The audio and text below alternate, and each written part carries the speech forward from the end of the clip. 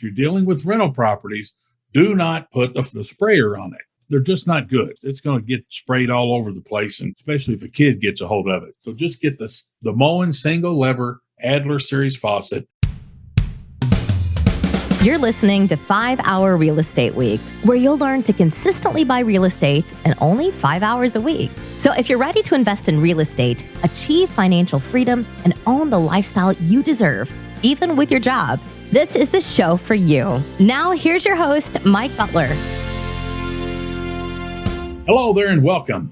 What can you learn from hotels? Right now, I've evicted from my own home, okay, because my wife has our home rented out on VRBO for some big bucks. And so we get to stay in a weekly rate in a nice suite at a local hotel. It's pretty fascinating. But anyway, so my wife takes care of that. That's her fun money. But anyway, so welcome to the 5 Hour Real Estate Week podcast. And this session here is titled, What You Can Learn from Hotels. And I'm going to go through a list of things, and these are very applicable to anything you do in your real estate business. I don't care if you're buy and hold and you got rental properties, you're a flipper, you're a wholesaler, you're buy, fix up, and retail. Anything and everything you do in your real estate business, you can benefit from these things here. And so every time I go to a hotel, I'm a student, okay, that's observing, taking notes, and looking for new things and new trends. But I'm going to point some of those out here for you. So let's take a look at hotels. Now, you might say, but Mike, I don't invest in hotels. Okay, that's fine. You don't have to. But do you invest in single-family rentals? Do you invest in single-family houses of any kind? Do you invest in multifamily apartment communities, things like that? Marinas, self-storage? It doesn't matter. The point is, whatever your area of expertise is, odds are you're going to keep doing it over and over and over till you achieve whatever level of success that you want. So here's what I point out. So hotels. If you were to own a hotel, and a fairly new one, it has built-in sprinklers, you're going to see if you go in there not just to lay your head down and take a nap and go to sleep, you're going to see some things that they do to really lower their maintenance expenses and make it more efficient, and just to make everything like a tank. And I'm going to point some of those things out. Now, this is not a complete list. This is just some things I picked out in the room, in this suite that we're staying at now, that has a kitchen and a bedroom and all that. But anyways, so let's start off with the bathroom. Now, the bathroom I cannot think of any hotel that I have stayed at over the years. I don't care what, 4-star, 5-star, whatever. I've never seen a medicine cabinet in a hotel. Think about that. Have you? I haven't seen a medicine cabinet because all they want is just a mirror. So they put a mirror on the wall and a light bar above it. So that ought to give you a clue. No medicine cabinets ever. Okay. Now, if you got single family houses and apartments, we don't use medicine cabinets. What we do is put the mirror on the wall, light bar above, and above the toilet, we put one of those $49 double doors with shelf in it. And maybe it has another shelf and a towel bar underneath it. That's what we put above the toilet. So no medicine cabinet, the mirror, the light bar. Now, look at the faucets. Do you think that if you owned a hotel, you would have different faucets in different bathrooms and all this and that? No. How about this? Although it may cost $1 or $2, maybe $5 more, how about getting a faucet that's durable, easy to maintain, and simple to fix? And here's what you'll find in almost all of them. You'll find a single lever faucet in the bathroom. Now, why is that? Now, the one that I love is not top of the line brand, but it's the Moen Adler series, Adler. It's cool about the Moen Adler series. They sell them at Lowe's and Home Depot and everywhere. The single lever faucet. Here's what's cool about it. You don't have washers and springs and all that your dad might have taught you how to fix. They got a little cartridge. And so when it starts dripping or this and that, you just pop that out and you put it in another cartridge. So that is awesome. Now think about this hotel, every bathroom's got the same faucet. So do you think they might have an extra faucet or 2 or 3 or maybe a dozen set back on a shelf somewhere in a closet? Yeah, you can do the same, depending on the size of your operation, especially in apartment communities there. Okay, so let's look at the vanity. Now, this hotel is an exception, but most of the hotels that I stay in, they don't have a vanity in the bathroom. They might have a granite countertop. They might have a Korean granite top. I can't pronounce those names, but you might have a countertop, a vanity top, let's say like that, with the sink in it, but very seldom will you see it sitting on a vanity. What you might have is a board underneath that, the vanity, just a board, a 6 or 8 inch board going across, and you might find a shelf down there, and they might put a hairdryer or towels or something like that. But the point being is they have easy access, the maintenance guys do, to get under that sink to access the water lines, the drain lines, the P-trap. So in all of my bathrooms, single family and apartments, we never use vanities. What we use in a single family house is pedestal sinks. And here's why. Okay, your residents, your tenants, if you have a vanity in there, well, basically an extra garbage can. So they'll shove stuff underneath that vanity in the double doors that you have there. It'll knock the drains loose. It'll knock water lines loose. It's hard to access. You know, most maintenance guys are not the size of a horse jockey, so they can't fit under there. So if you put a pedestal sink up there with the mirror, with the medicine cabinet above the toilet, you've achieved something that's pretty efficient. Okay. Now, when it comes to vinyl planking, well, the light fixture, okay, just get a single bar El Cheapo with the LED lights on it, depending on the size of the bathroom, a 3, 4, 5 light bar. And that's what we put on the top. Now, if you're going to retail the thing, you're going to do a couple upgrades to make it, give it some pizzazz. Now, let's take a look at the flooring in the bathroom. Some of them have ceramic tile floorings. And if they have that, look at the baseboard in the bathroom. It's going to be the same thing as the floor. So they'll put ceramic tile around the base. Okay.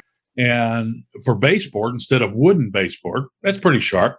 What if they put vinyl planking in the bathroom? Okay, this one has vinyl planking. They take part of that vinyl planking and they create a baseboard about it. Pretty cool. Now, the bathtub, this one has the fiberglass shell insert, which I don't like. I don't like those at all.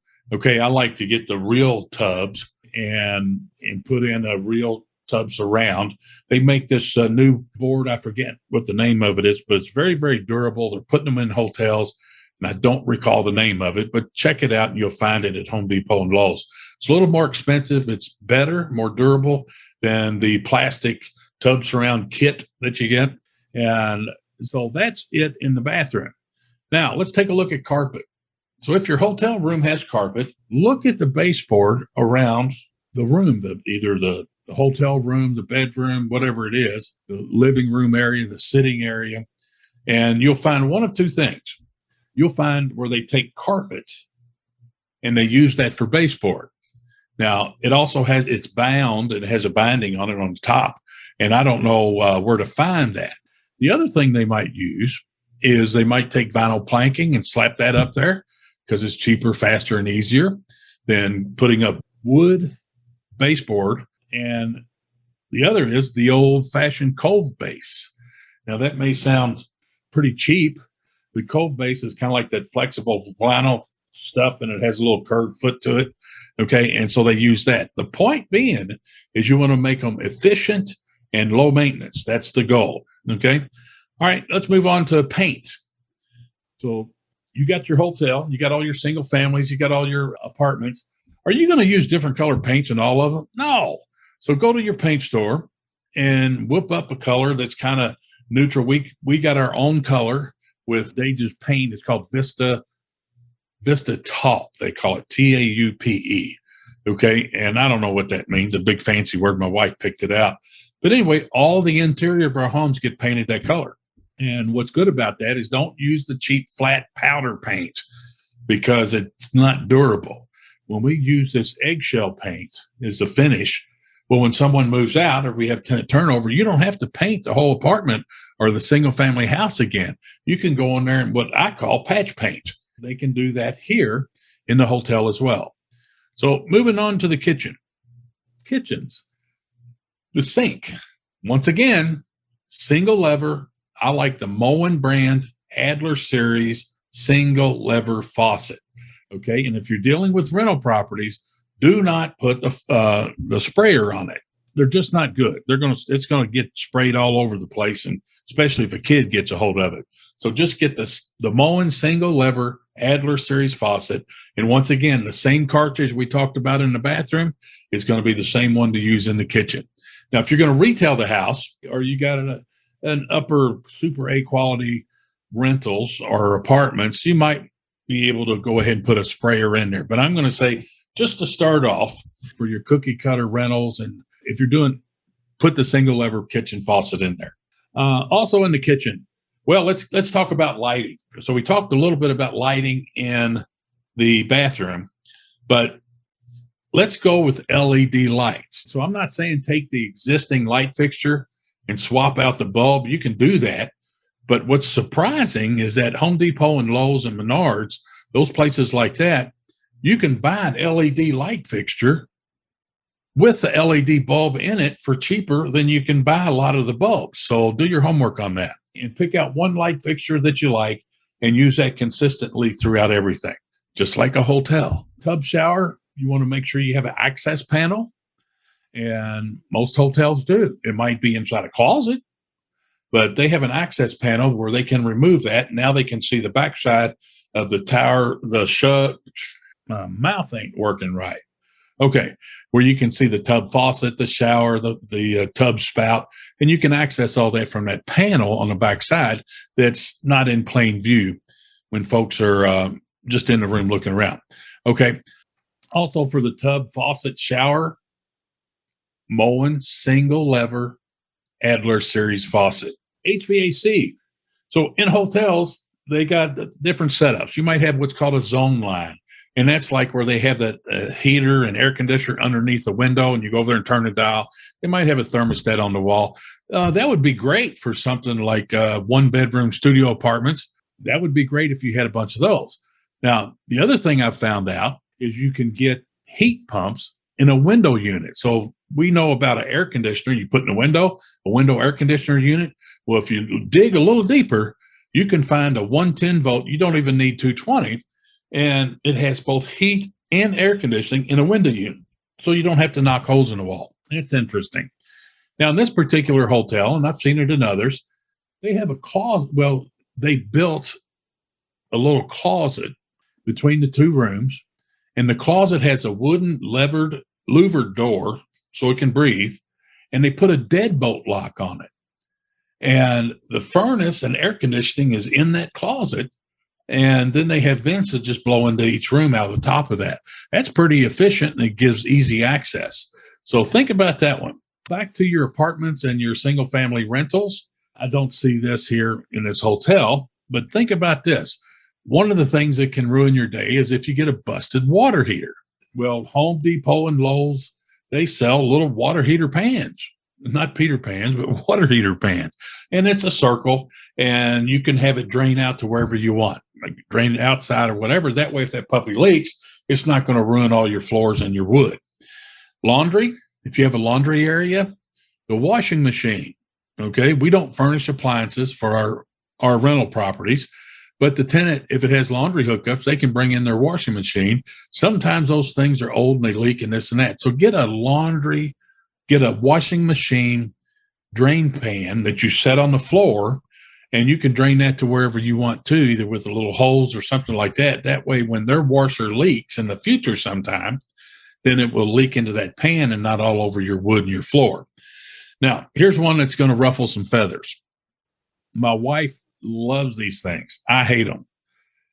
In your rental properties and in your hotel and in your apartments, never, ever put in garbage disposals. Garbage disposals are job security for plumbers. Now, on the other end, if you're going to do a buy, fix, up, and sell, well, then you might want to put a garbage disposal in there because homeowners expect that. But garbage disposals, take them out. If you buy a property, you're going to make it a rental, long-term rental, or whatever, even a short-term rental with VRBO stuff, take them out. Even if it's working and there's nothing wrong with it, take the thing out. Because the garbage disposal, I can remember when I bought my first home when I was like 19 years old, I think, 18 or 19, the house had a garbage disposal. And guess what? This kid that grew up by Churchill Downs, Guess what he did with that? I was shoving all my food leftover, whatever was on the plate, chicken bones. I used it as a garbage disposal. Just remove them. So that wraps up this one. We'll get in another section. And adios. Get out there, make some offers. Have a great day. And we'll see you on the next session. Glad you joined us for another episode of 5-Hour Real Estate Week. The best thing you can do now is put this information to action. To help you get started, Mike created a free resource for you called How to Buy 50 Houses a Year, Even with Your Job. Download it now by going to mikebutler.com/50 houses. And we'll see you on the next episode.